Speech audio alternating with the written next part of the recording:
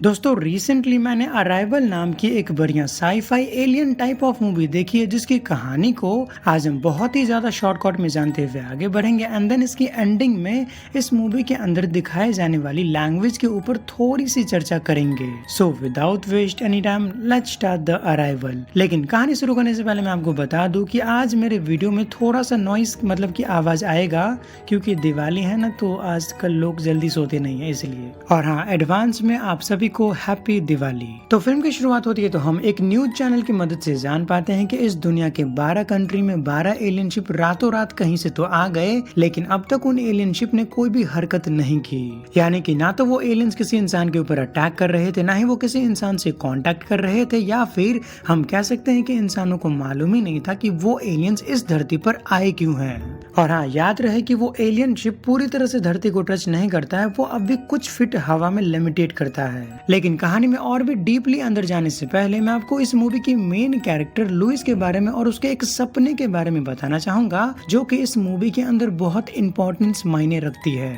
देखो, basically Louis अपने सपने के अंदर देखती है कि लुइस की एक बेटी है छोटी सी, लेकिन कैंसर की वजह से लुइस की बेटी मर जाती है एंड देन लुइस काफी ज्यादा टूट के बिखर जाती है। लेकिन जैसा मैंने कहा कि ये रियलिटी नहीं बल्कि लुइस का बस एक सपना है, बल्कि इन रियलिटी सच्चाई ये है कि लुइस अभी तक सिंगल है, उसकी शादी नहीं हुई है, वो यूनिवर्सिटी में बच्चों को पढ़ाती है, मल्टीपल लैंग्वेजेस बोल लेती है एंड देन वो लैंग्वेजेस को सॉल्व भी कर पाती है। यानी कि कुछ ऐसा लैंग्वेज है जो कि इंसानों को समझ में नहीं आता है, तो लुइस उसको डिकोड करके पढ़ लेती है। और रही बात लुइस के ड्रीम्स की, तो अगर मैं कहूँ कि लुइस अपने सपने के अंदर खुद का ही भविष्य यानी कि फ्यूचर देख रही है, तो आपको अभी तो मेरी बातों पर यकीन नहीं होगा, लेकिन मूवी के एंडिंग सीन में मैं आपको एक्सप्लेन करूंगा कि ये सब कुछ था क्या। अब जैसे मैंने कहा कि लुइस मल्टीपल लैंग्वेजेस बोलने वाली एक टीचर है, तो अभी के टाइम पर लुइस कॉलेज में स्टूडेंट्स को पढ़ा रही थी, लेकिन तभी यहाँ पे टीवी पर एक न्यूज आती है, यानी कि वही न्यूज जो हमने फिल्म के शुरुआत में देखा था। बेसिकली न्यूज वाले कह रहे थे कि 12 एलियन शिप हमारी धरती पर आए, लेकिन वो लोग अभी तक कुछ भी हरकत नहीं कर रहे, ना ही हमला कर रहे हैं, ना ही किसी से बात कर रहे हैं एंड देन आगे क्या होगा पता नहीं। इसीलिए गवर्नमेंट ने पूरी दुनिया पर लॉकडाउन को घोषणा कर दिया था, तो सभी लोगों को अपने घर में ही रहना है, घर से बाहर नहीं निकलना है एंड देन पूरी दुनिया मिलकर इस एलियन वाली मुसीबत से निपटने की ट्राई करेंगे। यानी होता है ना कि आपस में दो देश लड़ते रहते हैं, तो आपसी झगड़ा बंद करके पहले एलियन से निपटा जाएगा। और अगर आपको याद हो तो मैंने कहा था कि लुइस मल्टीपल लैंग्वेजेस को बोल पाती है, उसको समझ पाती है, डिकोड कर पाती है। तो अभी के टाइम पर यूएस गवर्नमेंट के कर्नल चीफ लुइस से मिलने के लिए आते हैं, क्योंकि कर्नल को लुइस से एक मदद चाहिए था। कर्नल की बातों से हम जान पाते हैं कि कर्नल को लुइस की मदद इसलिए चाहिए ताकि लुइस की मदद से एलियन जो कुछ बोलना चाहते हैं या फिर वो जो कुछ भी बोलते हैं उन बातों को हिंदी या फिर इंग्लिश में ट्रांसलेट करवाया जा सके। कर्नल की बातों से हम ये भी जान पाते हैं कि यूएस आर्मी के ऑफिसर एलियन शिप के अंदर गए भी थे, उन्हें वहां पर कुछ अजीब से एलियन दिखाई भी दिए। आर्मी ऑफिसर्स ने एलियन से कांटेक्ट करने की कोशिश की, अभी एलियंस ने उन्हें रिप्लाई तो किया पर किसी को एलियन की बातें समझ नहीं आई। ऑल्दो ऑफिसर्स ने एलियन की बातों को रिकॉर्ड जरूर कर लिया था। अभी के टाइम पे कर्नल लुइस को उसी रिकॉर्डिंग को सुना रहे थे जो कि ऑफिसर्स ने एलियन शिप के अंदर किया था, बट लुइस भी इस लैंग्वेज को समझ नहीं पाती है, क्योंकि पहली बात ये कि एलियन की बातें क्लियर नहीं थी और दूसरी बात ये है कि एलियन कौन सी लैंग्वेज बोल रहे थे इसका कोई भी अता पता नहीं है। मगर फिर भी लुइस कर्नल को बोलती है, अगर आप चाहते हो कि मैं आपको एलियन की बातें डिकोड करके आपको समझाऊं, तो मुझे खुद एलियन शिप में जाके उनसे बात करनी होगी ताकि मैं आपको एग्जैक्टली बता सकूं कि एलियंस क्या कहना चाहते हैं। इस बात पर कर्नल ने एक ही शब्द में ना बोल के यहाँ से चले गए थे। फिर बाद में कर्नल रात में खुद ही वापस आते हैं, लुइस को ले जाते हैं एलियन शिप के पास, क्योंकि कर्नल को भी तो ये जानना होगा कि एलियंस इस धरती पर एक्चुअली में आए क्यों है, ये जानना काफी जरूरी है। वैसे इस मिशन में इयान नाम का एक बंदा लुइस की मदद करेगा, जो खुद आर्मी ऑफिसर से है, वो एक बायोलॉजिस्ट है और वो ये जानने की ट्राई करेगा कि कहीं एलियंस इस धरती को खत्म तो नहीं करना चाहते हैं ना। खैर, तो आगे ये दोनों एलियन शिप में जाने से पहले खुद को पूरी तरह से कवर कर लिया था एंड देन एलियन शिप के नीचे वाले हिस्से से एंट्री लेते हैं, पर एलियन शिप के अंदर की जो ग्रेविटी थी वो थोड़ी सी टेढ़ी थी, यानी कि आप काइंड ऑफ दीवार पे चल सकते हो, वहाँ की ग्रेविटी वैसी थी। लेकिन एलियन शिप के अंदर का माहौल थोड़ा सा अजीब था, जिसे देखकर हम अजीब फील कर पाते हैं, क्योंकि यहाँ पर लंबी सी एक टनल जैसी जगह थी। उस टनल के बीचों बीच एक बड़ा सा कांच था। उस कांच के दूसरे साइड धुएं के अंदर वो एलियंस थे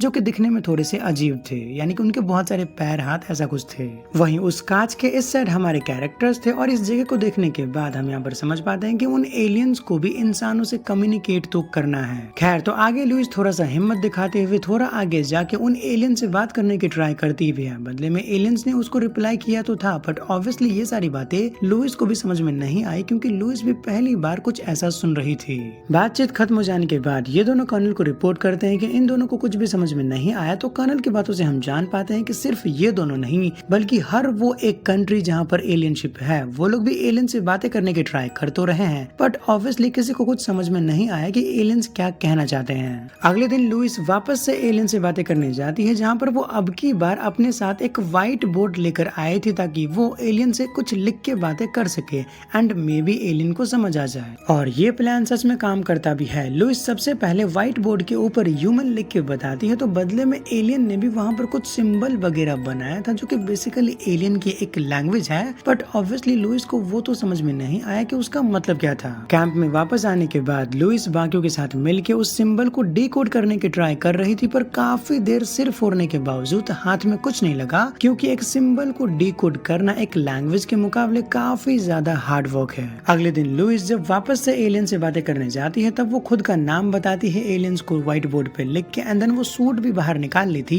ताकि एलियन को ऐसा फील करवा सके कि लुइस को एलियन से डर नहीं लग रहा और वो एलियन के साथ कंफर्टेबल हो सके। लुइस के साथ साथ इयान ने भी अपना सूट उतार दिया था क्योंकि यहाँ पर कोई भी वायरस वगैरह नहीं था। अगर यहाँ पर ऐसा कुछ होता तो लुइस सबसे पहले ही मर चुकी होती। तो हाँ, एलियंस इनको नुकसान तो नहीं पहुंचा रहे हैं, एटलीस्ट अभी तक तो नहीं। जैसे मैंने कहा कि लुइस ने अपना नाम बोर्ड पे लिख के एलियन को बताया था, तो बदले में एलियंस ने भी सिंबल बना के इन दोनों को अपना नाम बताया था, बट ऑब्वियसली इन्हें समझ में नहीं आता है तो ये दोनों अपने मन से एलियन का कुछ भी नाम रख लेते हैं। खैर, तो अगले दिन से ये काम लुइस के लाइफ का रूटीन जैसा बन गया था, यानी कि स्पेसशिप में जाना, एलियन से बातें करना, उनकी बातों को समझने की ट्राई करना, फिर से जाना, फिर से समझने की ट्राई करना, और ये सिलसिला लगभग महीने से 2 महीना भर तो चला। इतना सारा काम करने का फायदा ये था कि लुइस काइंड ऑफ लैंग्वेज को समझने में कामयाब रही, यानी कि शायद हाँ भी और ना भी। लुइस पूरी तरह से गलत भी हो सकती है या फिर पूरी तरह से सही भी, मगर इसका साइड इफेक्ट ये था कि जैसे जैसे लुइस लैंग्वेज को समझने में कामयाब हो रही थी उसके सपने दिन ब दिन बढ़ रहे थे। बेसिकली उसकी बेटी जो मर गई वही वाला सपना,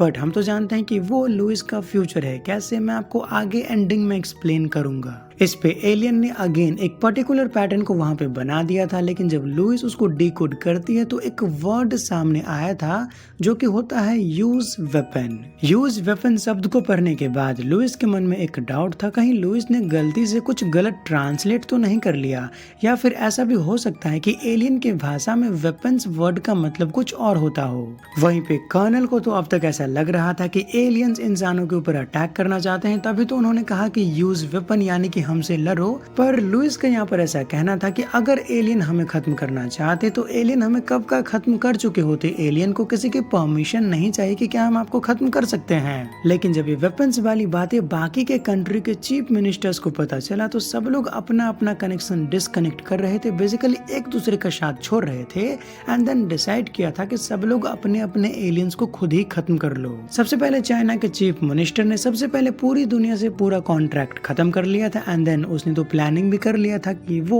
एलियनशिप को किस तरह से खत्म करेगा। वहीं पे लुइस को अब तक ऐसा लग रहा था कि पक्का उससे पढ़ने में कोई गड़बड़ हुई है, क्योंकि अगर एलियन को धरती को खत्म ही करना होता तो वो अब तक खत्म कर चुके होते, उन्हें कोई परमिशन नहीं चाहिए। इसीलिए लुइस इयान के साथ अगेन शिप में गई थी, एंड देन वो फाइनली एलियन से क्वेश्चन कर लेती है कि वेपन्स शब्द का मतलब क्या है। बदले में एलियन ने अगेन इन्हें रिप्लाई तो दिया था। रिप्लाई में एलियन ने बहुत सारे मल्टीपल छोटे छोटे सिंबल्स बना दिए थे जिसे ऑब्वियसली ये दोनों समझ नहीं पाए, लेकिन तभी अचानक से एलियन की हरकतें थोड़ी सी अजीब हो गई, क्योंकि एलियन ने नोटिस कर लिया था कि शिप के साथ छेड़छाड़ की गई है। छेड़छाड़ से मेरा मतलब है कि कर्नल के सोल्जर्स की बातों से हम जान पाते हैं कि सोल्जर्स ने मिलकर शिप के अंदर टाइम बॉम्ब लगा दिया है जो कि कुछ ही देर के बाद फटेगा। लेकिन तभी उन एलियन ने इन दोनों को अचानक से ही शिप से काफी दूर फेंक दिया था, जिसके बाद शिप के अंदर वो बॉम्ब फट जाता है, जिसके अंदर शायद एक एलियन खत्म हो गया। इस सीन को देखने के बाद लुइस के मन में एक चीज तो क्लियर हो जाता है कि अगर वो एलियंस इंसानों को नुकसान पहुंचाना चाहते तो वो लुइस और इयान की जान बचाते ही नहीं। ऑल्दो बॉम्ब फटने की वजह से वो शिप जमीन से थोड़ा ऊपर चली गई थी, यानी कि अब इन सभी को शिप में जाने के लिए थोड़ा स्ट्रगल करना होगा।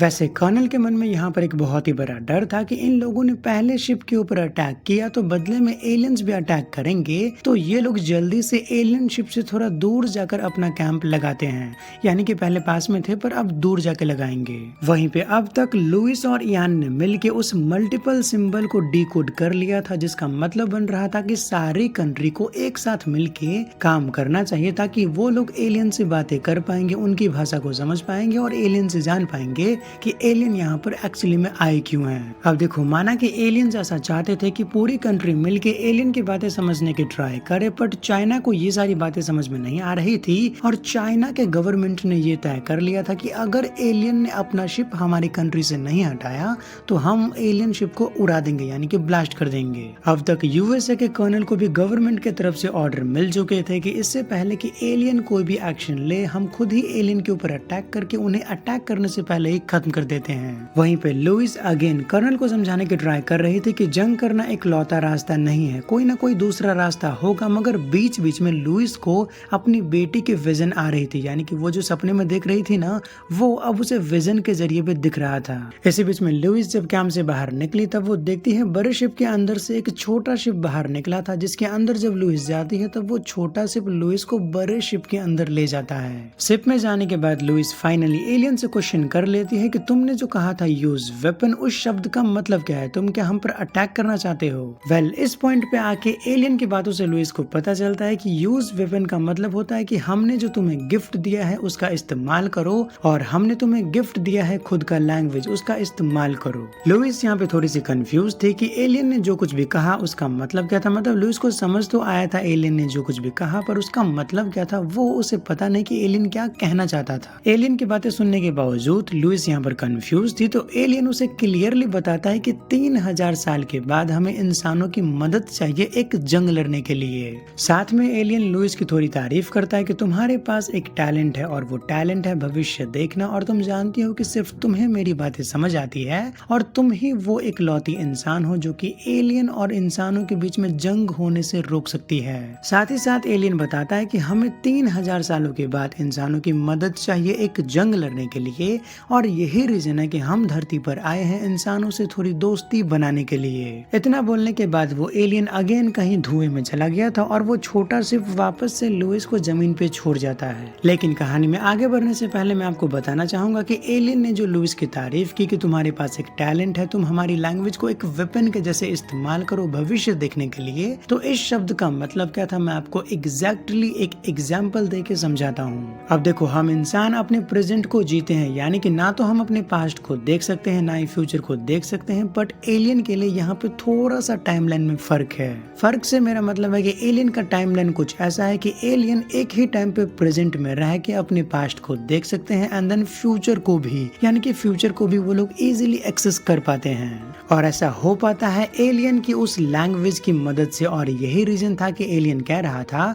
कि हमारी लैंग्वेज को फ्यूचर देखने के लिए एक वेपन के जैसे इस्तेमाल करो। और हम तो जानते हैं कि लुइस ने फाइनली एलियन के लैंग्वेज को समझ लिया, उसे डिकोड कर लिया, अब उसे पढ़ना आता है, तो लुइस के पास भी अब ये टैलेंट है कि वो भी भविष्य देख सकती है। तो उम्मीद है आपको समझ में आ गया होगा कि लुइस जो सपने देख रही थी वो सपने नहीं बल्कि उसका भविष्य था, जहाँ पर उसकी शादी होगी, फिर उसकी एक बेटी होगी और वो कैंसर की वजह से खत्म भी होगी, ये सच है। यानी कि वो सपने में अपना भविष्य देख रही थी। वहीं पे चाइना के आर्मी ऑफिसर पूरी तरह से तैयार थे एलियन शिप को डिस्ट्रॉय करने के लिए, मगर इसी बीच में लुइस को एक भविष्य दिखाई देता है कुछ सेकंड्स के लिए 18 महीने बाद का। विजन के अंदर लुइस खुद को एक पार्टी में देखती है, लेकिन तब यहाँ पर आते हैं चाइना के चीफ ऑफ कमांडर कर्नल, जो कि उसका शुक्रिया अदा कर रहे थे, सेंस कि तुमने ही मुझे मेरे पर्सनल नंबर पे कॉल करके मेरी वाइफ ने मरने से पहले जो आखिरी शब्द कहे थे वो मुझे बताया, और उसे ही सुनने के बाद मैंने एलियंस के ऊपर अटैक नहीं किया। मगर मन ही मन में लुइस यहाँ पर कंफ्यूज थी कि ना तो मेरे पास चाइना के कमांडर का पर्सनल नंबर है, ना ही उसकी बीबी ने मरने से पहले उससे क्या कहा ये मालूम है। फिर मैंने उसको कॉल कॉल करके ये सारी बातें कब बोला, क्योंकि मेरे पास तो उसका पर्सनल नंबर है ही नहीं।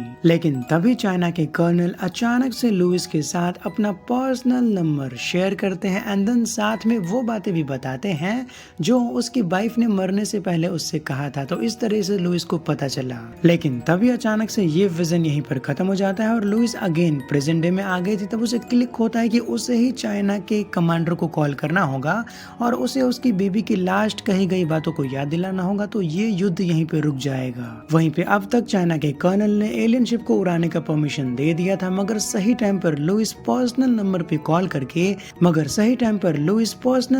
कॉल करके चाइना के कर्नल को वो बातें याद दिलाती है जो उसकी वाइफ ने लास्ट टाइम मरने से पहले उससे कहा था। अपनी वाइफ की लास्ट बातें याद करने के बाद चाइना के कर्नल ने फाइनली युद्ध को यहीं पे रोक दिया, जैसा कि फ्यूचर में देखकर आई थी लुइस ने। जिसके बाद वो सारे के सारे एलियन शिप धीरे धीरे करके एक एक करके अचानक से कहीं तो गायब होके जहाँ से आए थे वहीं पर चले गए, मे बी, या फिर कहीं और चले गए, पता नहीं, पर अर्थ से तो चले गए। एलियंस के जाने के बाद लुइस अगेन थोड़ा थोड़ा अपना भविष्य देखती है, जहाँ पर वो अपने पति को देखती है जो कोई और नहीं बल्कि इयान ही था, यानी कि अब तक जिसके साथ वो मिलकर एलियंस की बातें समझने की ट्राई कर रही थी। फ्यूचर में वो उसी से शादी करेगी। फिर मूवी के एंडिंग सीन में हम लुइस और इयान को गले मिलते हुए देखते हैं, यानी कि लुइस को मालूम है कि अगर उसने इयान से शादी की तो उसकी एक बेटी होगी जो कि कैंसर की वजह से मर जाएगी। इससे लुइस को बहुत दुख तो होगा, लेकिन लुइस अपना भविष्य चेंज नहीं करना चाहती है, मतलब कि उसे इयान से ही शादी करनी है और वो अभी से खुद को तैयार कर रही थी कि उसकी बेटी मर जाएगी तो वो कैसे खुद को संभालेगी। और हाँ, साथ में लुइस ने एक बुक भी लिखा था एलियन की लैंग्वेज के ऊपर, ताकि पूरी दुनिया वाले उसे पढ़ के एलियन की बातें समझ जाए, फिर वो लोग भी अपना भविष्य देख पाएंगे तो सबके पास ही पावर होंगी काइंड ऑफ। तो उसने एक बुक भी लिख दिया और इसी के साथ ये मूवी ऑफिशियली यहीं पर खत्म हो जाती है। लेकिन आपके मन में एक डाउट तो होगा कि ये एलियन इंसानों को फ्यूचर दिखाने वाला लैंग्वेज सिखा ही क्यों रही थी, एलियन का क्या फायदा। देखो, अगर आपने मेरे वीडियो पे गौर किया है तो एक बार एलियन ने लुइस को बताया था कि 3000 सालों के बाद एलियन किसी और दूसरे प्लेनेट के एलियन से लड़ेंगे, उसमें इन एलियन को मदद चाहिए इंसानों से, तो इसी के बदले में ये फ्यूचर दिखने वाली लैंग्वेज सिखाया था इंसानों को। क्योंकि सोच कर देखो, अगर एक इंसान अपना भविष्य पहले ही देख ले, एग्जाम्पल अगर मान लो कि आप कल किसी गाड़ी में एक्सीडेंट में मर जाते हो, तो ऐसा हो सकता है ना कि आज आप उस गाड़ी में बैठो ही मत तो कल नहीं मरोगे। इस तरह से इंसान खुद का भविष्य देखने के बाद खुद को काफी तरह से बदल लेंगे, एडवांस हो जाएंगे और फिर एलियन की मदद भी कर पाएंगे एलियन की लड़ाई में। तो बस ये थी आज की फिल्म की कहानी। लेकिन जाने से पहले छोटा सा रिक्वेस्ट है, अगर आपको वीडियो पसंद आए तो वीडियो को लाइक कर देना, चैनल को सब्सक्राइब कर देना प्लीज। तो ठीक है, फिर मिलेंगे किसी और दिन एक नए प्लस बेहतरीन वीडियो के साथ में। तब तक के लिए